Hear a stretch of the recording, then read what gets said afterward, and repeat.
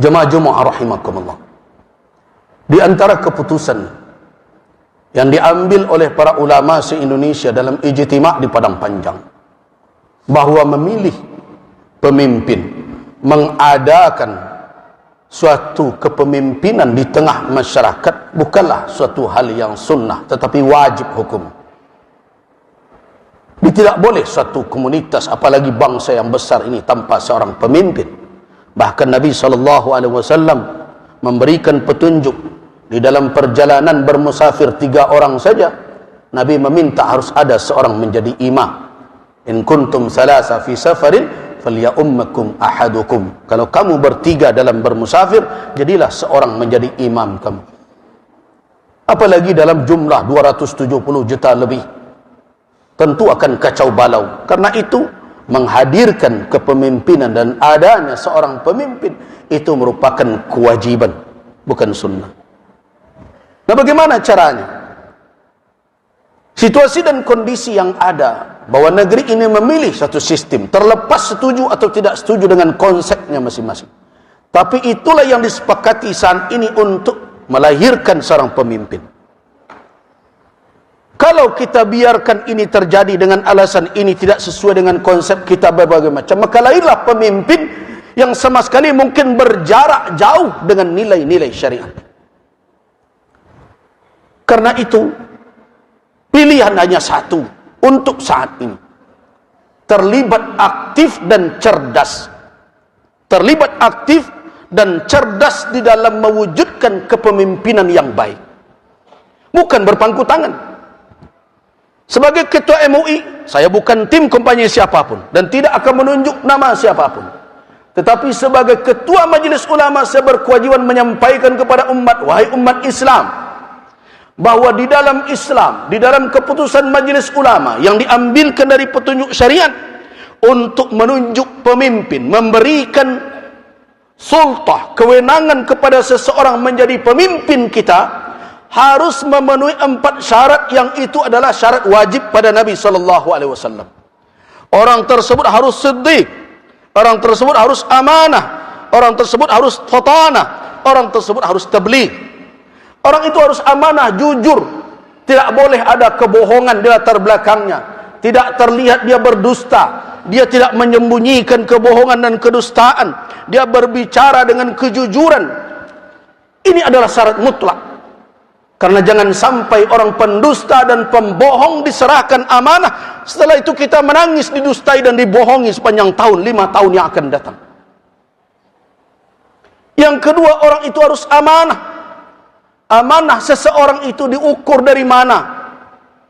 Yang pertama tentu dari komitmennya kepada Rabbul Alamin, ketakwaannya, ketakutannya kepada Allah. Karena kalau amanah itu hanya diukur dengan pengawasan manusia, dengan pengawasan si fulan, dengan orang-orang yang akan menyalahkannya, orang-orang tersebut bisa saja ditipu berjamaah oleh dia.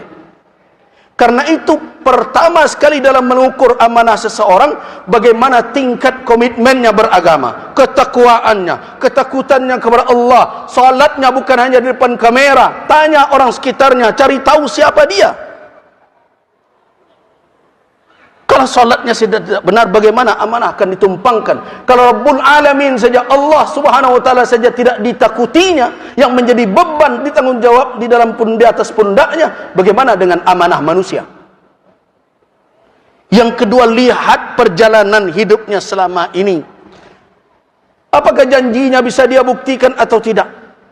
Kalau tidak, jangan berkeras juga karena baju saya ini, karena kelompok saya ini, saya mesti begini juga. Hati-hati wahai ibadallah.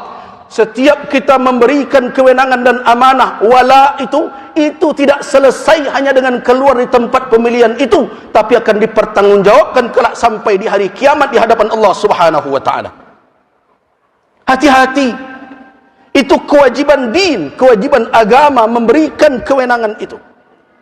Karena itu pilih orang yang amanah, pilih orang yang fatanah, yang cerdas, yang mengerti konsep kepemimpinan.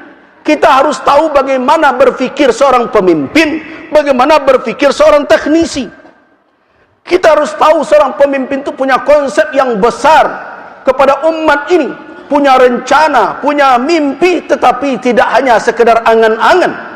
Dia pandai mengeksekusinya. Dia mengerti bagaimana cara menjalankannya. Dan dia faham apa yang menjadi penyakit dan masalah di tengah bangsa ini yang harus dia obati. Dia harus orang yang cerdas, karena orang yang cerdaslah yang bisa mencari solusi dengan izin Allah Subhanahu wa taala. Yang kemudian tabligh, apa makna tabligh? Pandai menyampaikan, menarasikan fikirannya, menjelaskan maksudnya, mengembangkan wawasannya. Jadi ada pula orang yang mengkritik, pemimpin kok pandai bicara saja. Salah satu syarat pemimpin, dia harus pandai bicara. Kenapa? Karena konsepnya, pemikirannya, wawasannya tidak akan diketahui oleh orang di sekelilingnya, oleh umat, kalau dia tidak pandai menarasikan, menyampaikan kepada orang lain. Dan dia harus jujur menjelaskan yang sebenarnya. Itu tabligh. Apa makna tabligh? Orang itu transparan, orang itu punya kemampuan dan kemauan dengan lurus menyampaikan apa yang ada, yang menjadi tanggung jawab dan tugas. 4 sifat itu wajib. Nah, kalau ada orang yang seperti itu, di dalam fatwa Majelis Ulama tersebut, wajib memilih orang yang seperti itu. Dan memilih yang selain itu haram hukumnya di dalam Islam. Begitu keputusan. Nah, hari ini saya sampaikan, Allah Subhanahu wa taala menjadi saksi dalam khutbah ini. Allahumma fashhad, ya Allah saksikanlah, saya telah sampaikan kepada umat di negeri ini, kita akan dipertemukan oleh Allah Subhanahu wa taala. Saya lepaskan tanggung jawab saya hari ini, saya telah ingatkan umat khusus di Masjid Muhsinin ini, kalau ada orang yang memenuhi atau mendekati standar yang itu, maka wajib memilihnya, dan memilih yang lain padahal ada orang yang memenuhi kriteria tadi, haram hukumnya. Itu keputusan ijtima' Komisi Fatwa Majelis Ulama se-Indonesia di Padang Panjang tahun 2009. Innallaha wa malaikatahu yusholluna 'alan nabi. Ya ayyuhalladzina amanu shallu 'alaihi wa sallimu taslima.